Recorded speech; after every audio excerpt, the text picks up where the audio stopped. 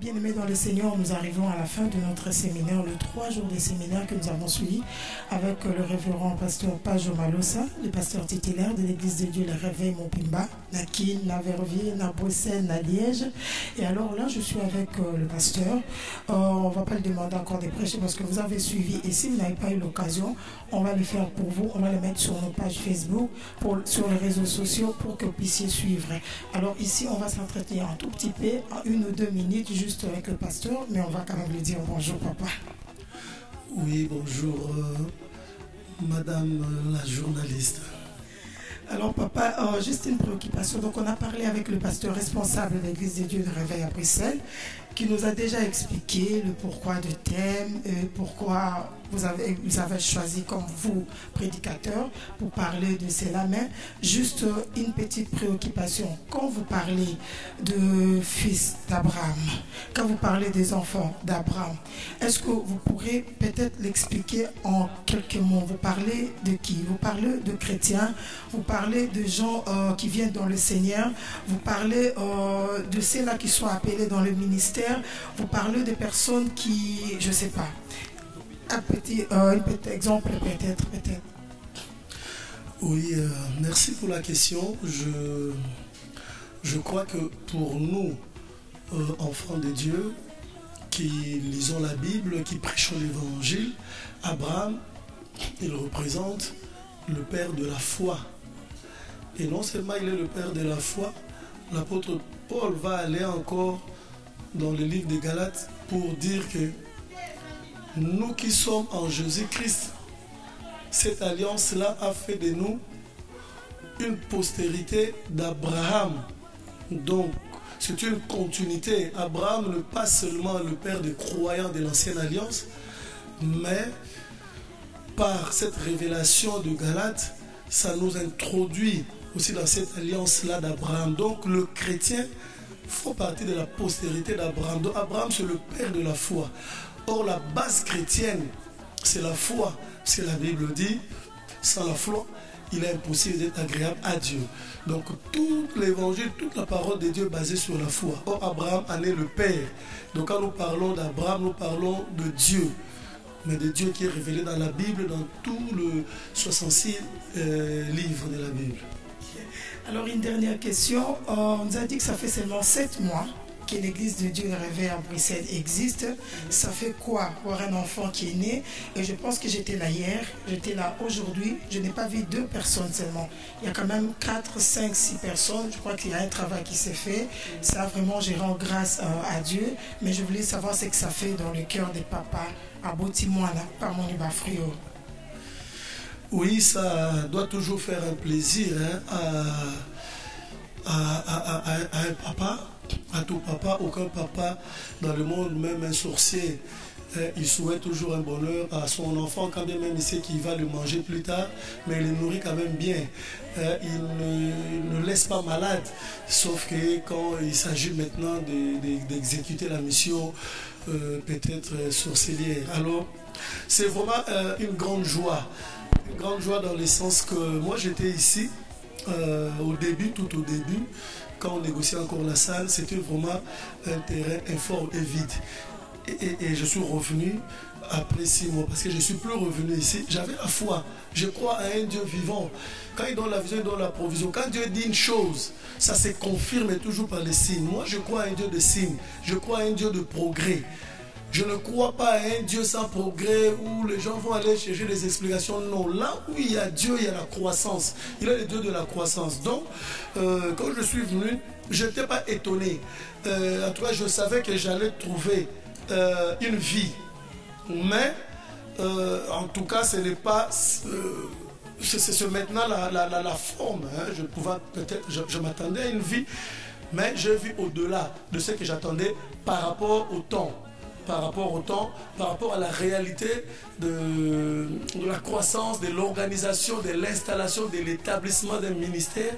Je dis gloire à Dieu et félicitations au berger Fortune et à toute l'équipe que nous avons libérée de Liège pour venir travailler ou implanter cette œuvre. Vraiment, je dis chapeau parce que ils sont pas venus dormir ou jouer, mais ils ont travaillé.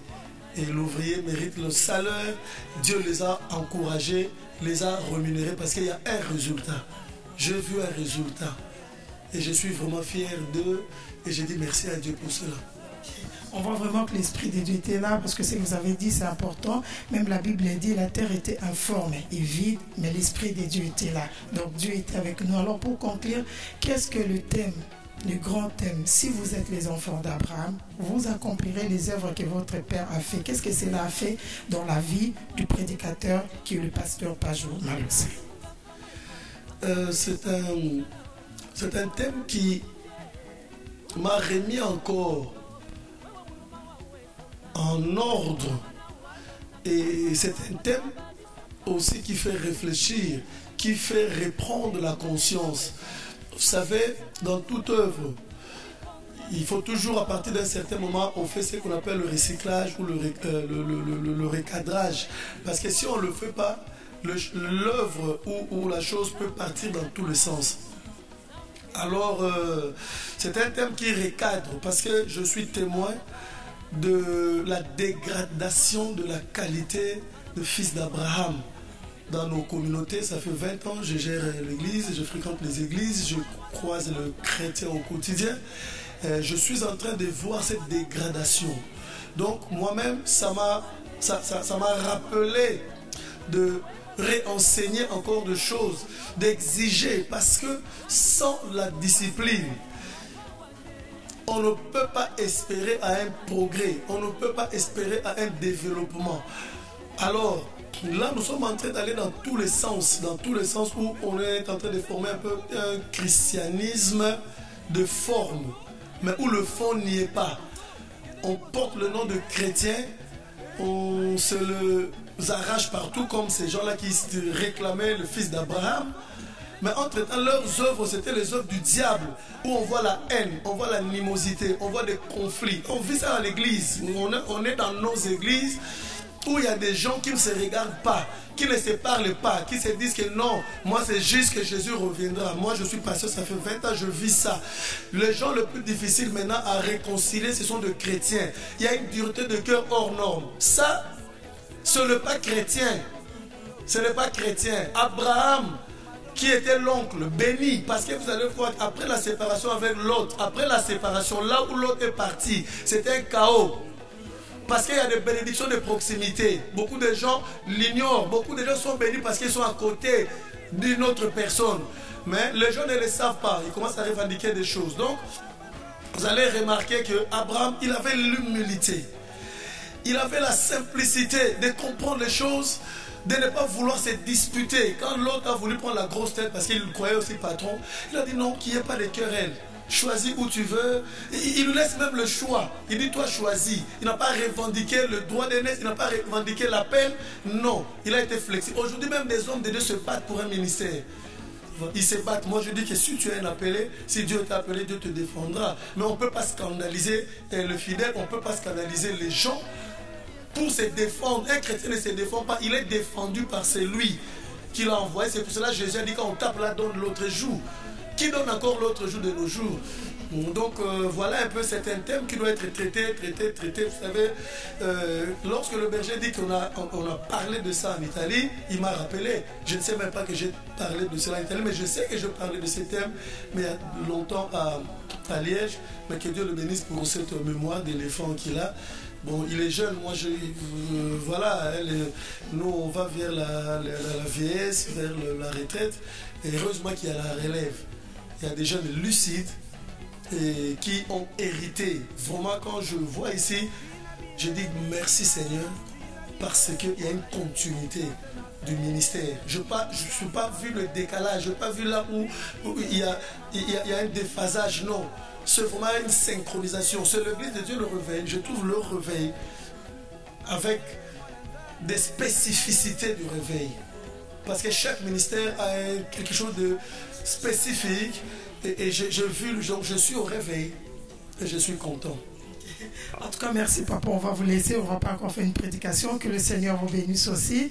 Bonne continuité. Bon dimanche. Merci. Merci beaucoup à vous aussi et bon dimanche à tous.